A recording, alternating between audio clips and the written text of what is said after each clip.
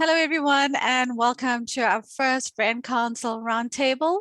It's great to see so many of you in attendance, and I trust you will enjoy the session with our esteemed presenter, Heidi, who is going to talk to us about one of my favorite topics, which is measurement.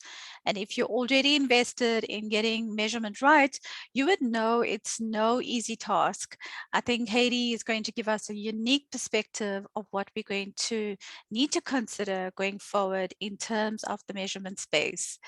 We have a very active brand council team with representation from different industries. On our team is Lisa from Nedbank, Joanna from Hollard, Jessica from 10X Investment, and Bruno from ST Lauder. One of our key goals is to help brands thrive in the digital economy through active participation, contribution, and thought leadership. The Brand Council aims to assist, influence, and gain knowledge in all areas of digital marketing transformation. We know that digital landscape is ever-changing and disruptive, and change can often result in frustration and uncertainty for brands. And our goal is to provide an encouraging, informative, and educational platform where these topics, such as this, and when we discuss measurement, can be discussed and addressed in order to equip marketers with the right information to make better decisions in their workplace. I've been involved in the IAB for the last 3 years now and really value the connected culture that taps into the expertise and brightest minds in the industry. We have opportunities to join either another council or committee in collaborating on multiple projects and key initiatives. I'm sure many of you have seen the content marketing white paper being released recently. So there's an incredible wealth of resource available within the IAB that brands can tap into, but sadly, not many brands are actually leveraging off the space. So I encourage you, if you are an IAB corporate member, you're welcome to nominate someone in your team to join the IAB Council or any of the other committees or councils. If you are new to IAB, please contact one of us to send you a membership info pack. We'd love to have you on board on our Brand Council team. And now I hand you back to Rhea, who will take you through the rest of the program. Hope you enjoy the session, and I look forward to the Q&As later. Over to you, Rhea. Thank you so much, Audrey. It was lovely hearing from you. And throughout this roundtable discussion, we encourage all of you, the audience, to interact with us, to hear some questions that you would love to ask our panelists for today's Q&A session. Towards the end of the session, we will be unpacking these questions, and we're super excited to hear what you guys have in store for us. So up next, we have our key speaker, Heidi Brauer, who is the Group Chief Marketing at Brand Mama and Corporate Affairs Officer at Hollard Insurance.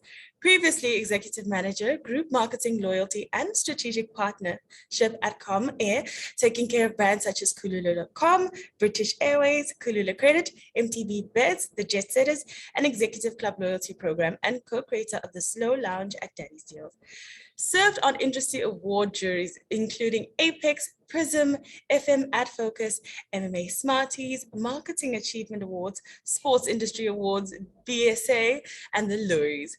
A regular writer in the media, guest lecturer at local and international speaker, former member of Vega Brand School National Advisory Council, as well as an advisor and friend to Umuzi Youth Upliftment through creative and digital education.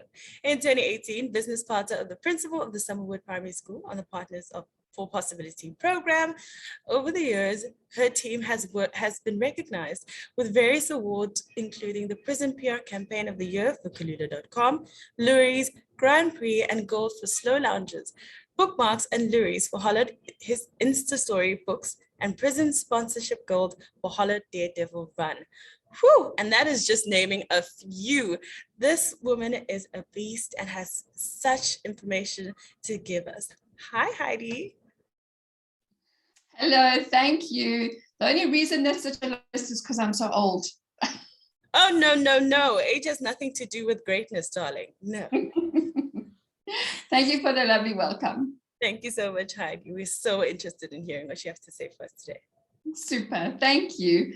Hi, everybody. I see the attendees list is growing. We've got almost 50 people in, and I'm honored that you've taken time out of your hectic day on the eve of a public holiday to spend time listening to my story. So this is actually a favorite story of mine. My previous life, I spent a dozen years more actually in market research and measurement. I love numbers, I really do, I love them a lot. But I think what I've noticed is that they're either used as a nunu blanket, nobody really understands them, or market research reports, I used to say, are used to lift the PC projector to the right height in the olden days. But I think that I put a bit of a provocative topic together where I said, you know, I think that stats are made up on the spot, numbers are used to obfuscate, and I think we've lost the essence of why we measure things. And I'll tell you why I think it's a problem, and I'll tell you why I think what solutions I think we can have in mind. And I must tell you, I was nearly tempted to call this talk Digital Marketing is Dead, because I've run a talk called Marketing is Dead. I've run one called Customer Service is Dead.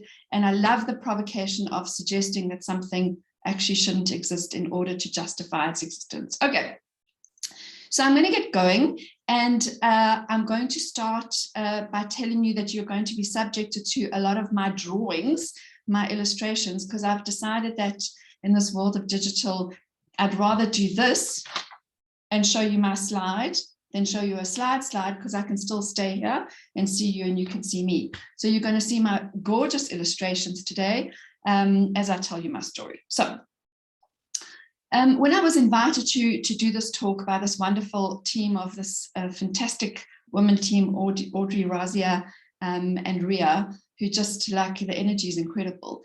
I had a big think about what I was going to talk about. And last year, I served on a number of jury committees that my team gave me a Judge Dredd Award for all of that.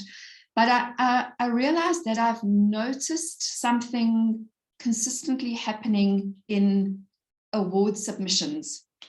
And that is the absence of storytelling with an understanding of the ability to say why something was done and how you know it achieved that. And a large part of it's to do with the fact that digital metrics are so theoretically easy to come by that we just lay them in everywhere and think we understand them.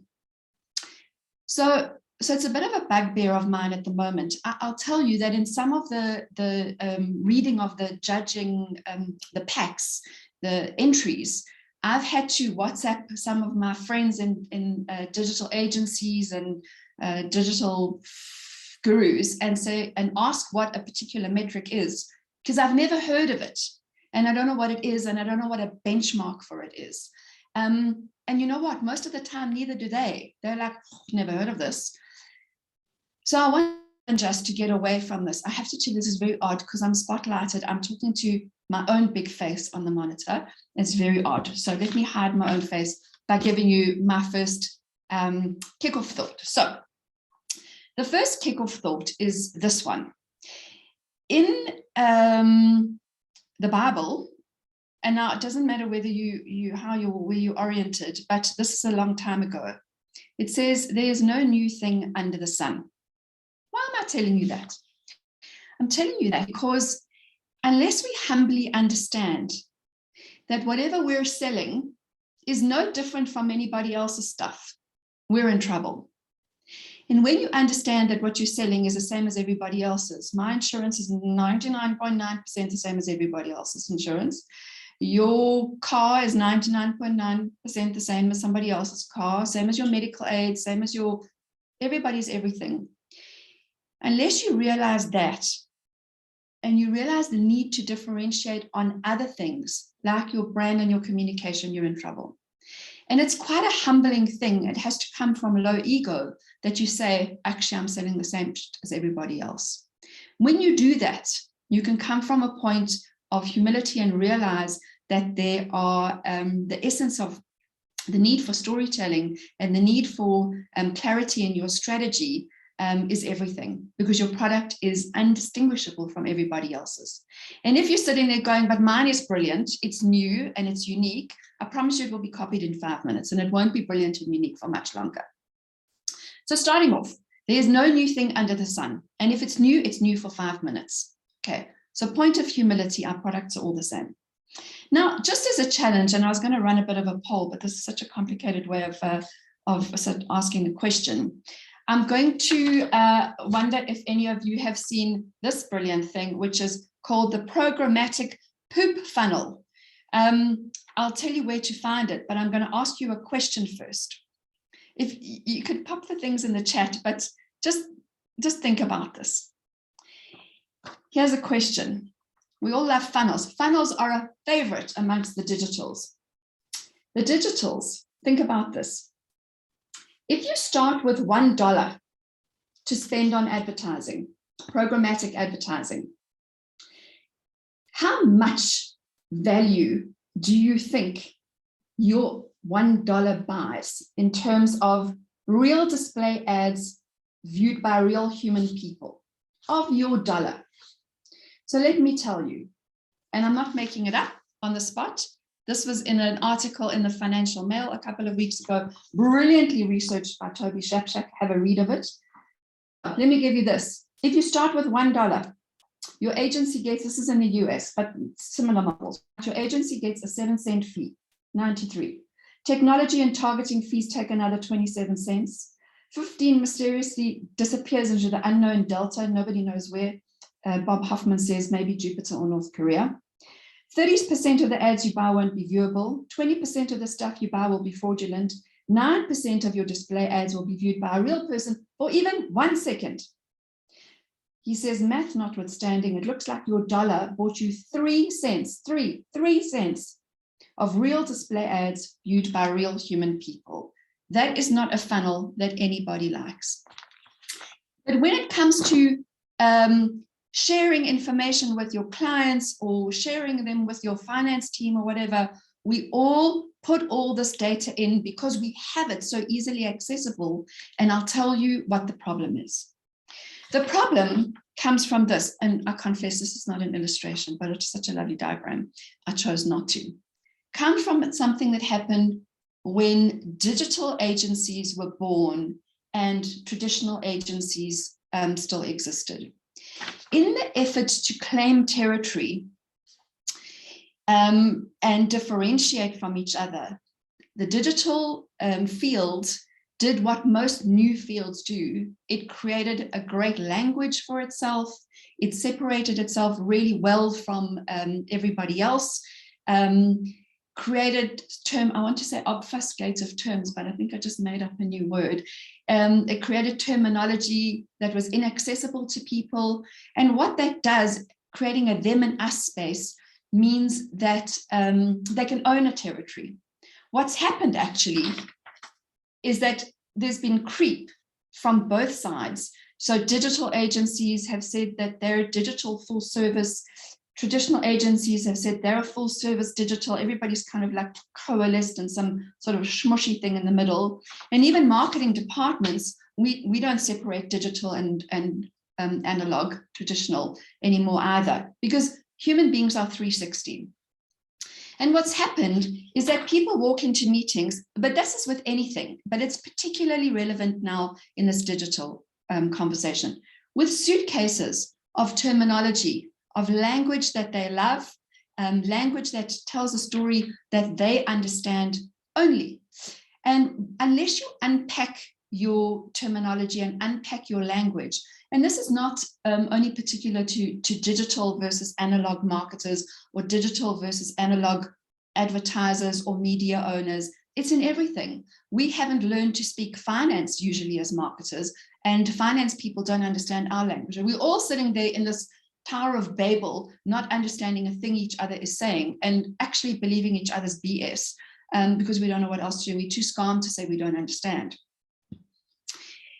And the other thing that happens, I think, that caused more and more of this is this need for owning the mountain and planting a flag on top of digital in order to retain share of spend and so on, is that the new terminology, really language, did more to separate us than unite us. And I tell the story, but it's starting to feel like it's a lifetime ago. About 9 years ago, I remember doing an article on the idea of new media. New media was digital media. And I remember saying, I don't know why we're calling it new. When will it not be new anymore? Who says it's new and for how long? But we have so much stuff that separates us. We talk about, even if you think about influencer marketing and the stats that go along with that, really, people have been brand ambassadors for years. We've had brand ambassadors for years. WOM, what's WOM? Word of mouth. What's word of mouth? It's recommendation. People have been recommending for years.